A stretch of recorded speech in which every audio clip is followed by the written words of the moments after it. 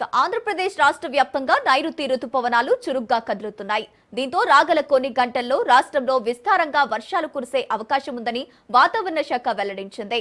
ఇవాళ కోస్తాంధ్ర జిల్లాలో అక్కడక్కడ మోస్తరు నుంచి భారీ వర్షాలు పడే అవకాశం ఉంది. ముఖ్యంగా విశాఖపట్నం, ఉమ్మడి గోదావరి జిల్లాల్లో వర్ష సూచనలు ఉన్నట్లు అధికారులు తెలిపారు.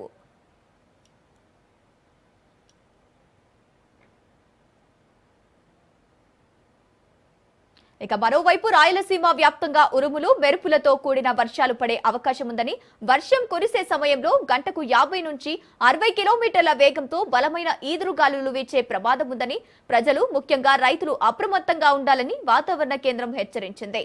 అంతేకాకుండా రాబోయే 2-3 రోజుల్లో రాష్ట్ర వ్యాప్తంగా వర్షాలు విస్తృతి మరింత పెరిగే అవకాశం ఉందని వాతావరణ అధికారులు అంచనా వేస్తున్నారు.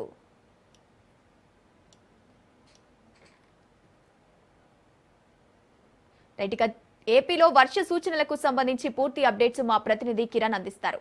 Kiran, good morning.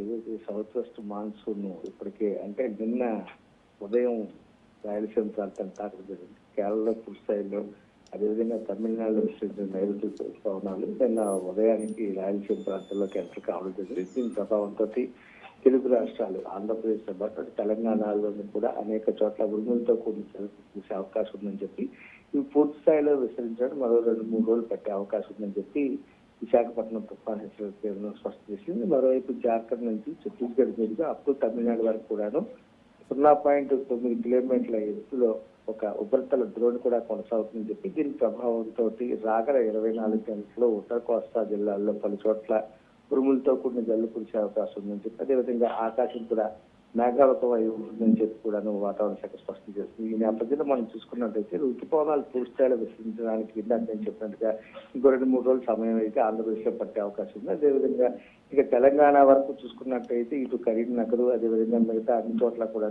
పూర్తి స్థాయిలో ఆకాశం మేఘావృతం అయ్యడంతో పాటుగా అనేక చోట్ల ఉరుములతో కూడిన జల్లులు కురుస్తాయని చెప్పి, ఏదైతే మాన్సూన్ పూర్తిగా బలంగా విస్తరించిన నేపథ్యంలో భారీ స్థాయిలో ఇక్కడి నుంచి రాగల 72 గంటల భారీ స్థాయిలో వర్షాలు కురుస్తాయని చెప్పుకోదని వాతావరణ శాఖ స్పష్టం చేస్తుంది. అదేవిధంగా తీరం వెంబడి గంటకి 40 నుంచి 50 కిలోమీటర్ల వేగంతో బలమైన ఈదురుగాలు వీస్తాయని చెప్పి, మరికొన్ని చోట్ల 50 నుంచి 60 కిలోమీటర్ల వేగంతో బలమైన ఈదురుగాలు వీచే అవకాశం ఉందని చెప్పి వాతావరణ శాఖ స్పష్టం చేస్తున్న పరిస్థితి. ఏదేమైనప్పుడు కూడాను గతంలో మనం చూసుకున్నట్టయితే ఇటు ఎల్నినో ప్రభావం వల్ల, ఏదైతే పసిఫిక్ మహాసముద్రంలో ఏర్పడిన ఎల్నినో ప్రభావం వల్ల ఎండల తీవ్రత అయితే చాలా ఎక్కువగా కనిపిస్తుంది. దాదాపు 40 నుంచి 48 డిగ్రీలు, కొన్ని చోట్ల 50 డిగ్రీలు ఉష్ణోగ్రత సెల్సియస్ కూడా నమోదైన పరిస్థితి మనం చూసాం. అయితే ఋతుపవనాలు ఎప్పుడైతే యాక్టివ్ గా పూర్తి స్థాయిలో విస్తరిస్తున్న నేపథ్యంలో ఎండల తీవ్రత కూడా కాస్త తగ్గుముఖం పడుతుందని చెప్పి, ప్రధానంగా ఇటు ఉభయ గోదావరి జిల్లాలతో పాటు ఇటు ఉత్తర కోస్తా జిల్లాలు ఏవైతే ఉన్నాయో ఈ ప్రాంతాల్లో కూడా ఎండలు 2 నుంచి 3 డిగ్రీల సెల్సియస్ ఉష్ణోగ్రత తగ్గే అవకాశం ఉందని చెప్పి,